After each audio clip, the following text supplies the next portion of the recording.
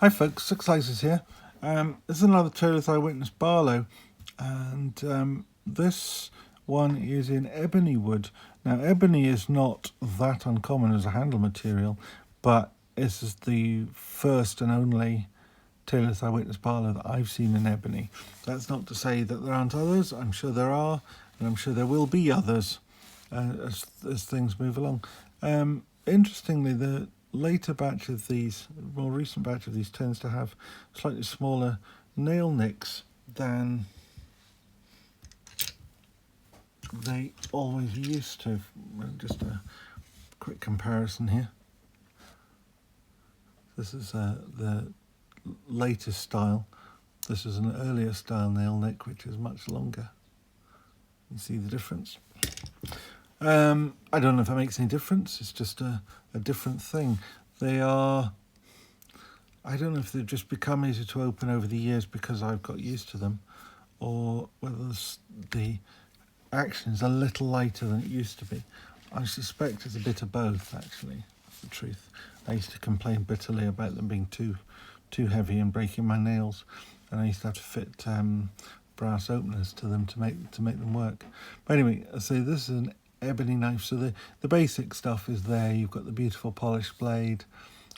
You've got the blade stamp, Eyewitness, Sheffield, England, and you've got the handle stamp with the all-seeing eye, Eyewitness, Sheffield, England, and the bolster stamp on the other side. That's the way I think Barlow should be.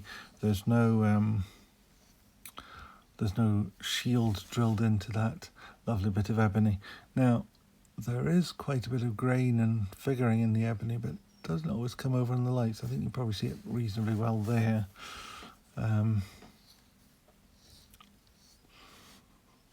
Not so much on this side. And again, of course, we've got the brass liners and the file work all up the back. Again, this is a Lee White knife. The vast majority of mine are. But one or two that aren't, but the vast majority are. Now, that's as I say, that's a Taylor's Eyewitness ebony. I do have this ebony one here is from Arthur Wright, and now these are much harder to open. I can do it now. There was a time when I just could not do that. Again, fingerprint magnet. Every time you open these knives, you have to wipe them off. And even then, I think most of what I'm doing is smearing it. This doesn't have quite the same high polish, but it's a quarter of the price, so it's very much forgivable for that. This is A. Wright & Son, Sheffield, England. Actually, I like this ebony probably better. There's quite a bit of light and dark figuring in this.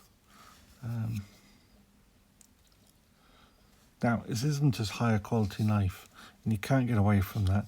Some of the fit and finish isn't absolutely perfect, but this is one of 4 that I bought together, and I noticed that the consistency of them is pretty good across the board. There's not, there wasn't, a good one and a really bad one, as you might have generally expected in Arthur Wright of old. And I really think that they have definitely pulled their socks up. And this is a much nicer piece than you used to get 3 or 4 years ago before the Harrisons took over. I honestly think they've really made a difference. But when you compare these two knives side by side, one is clearly the higher quality pocket knife, and that is the Taylor's Eyewitness. The degree of polish in it is just that much higher. The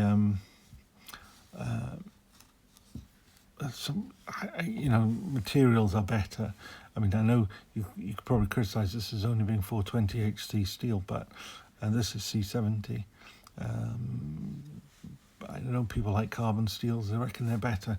I actually think the 420 HC makes a perfectly good pocket knife, and it keeps it shine and polish better. So that's a winner for me.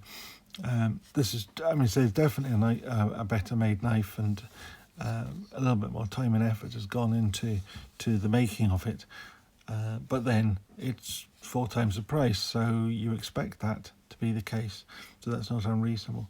But I really just wanted to put these in just to compare the ebony in them, because this is, I think it's the only other ebony knife I've got. I've got 1 or 2 knives that I don't know what the wood is that could be ebony, but there we are.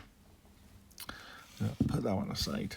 This is what we're here to see, and this is a really nice pocket gentleman's pocket knife, but it's the sort of gentleman's pocket knife that a gentleman might use if he was expecting to use his knife, you know, for gardening or something like that. It's not the little 2-blade sleeve board pen knife that is sort of traditional. This traditionally a gentleman's knife, but a gentleman would be proud to carry this, and it's one of those knives that's not so horribly threatening. It's in the Barlow pattern, which, as you probably know by now, is a very traditional Sheffield pattern.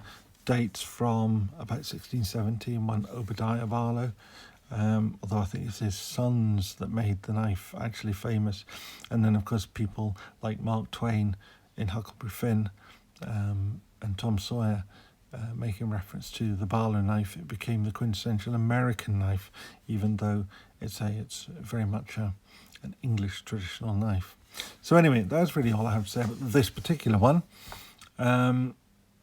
If you like this stuff, please give it a thumbs up, and if you want to see more of them, please subscribe, and if you want notifications, remember to ring the bell. So thank you very much for watching this. See you next time. Bye.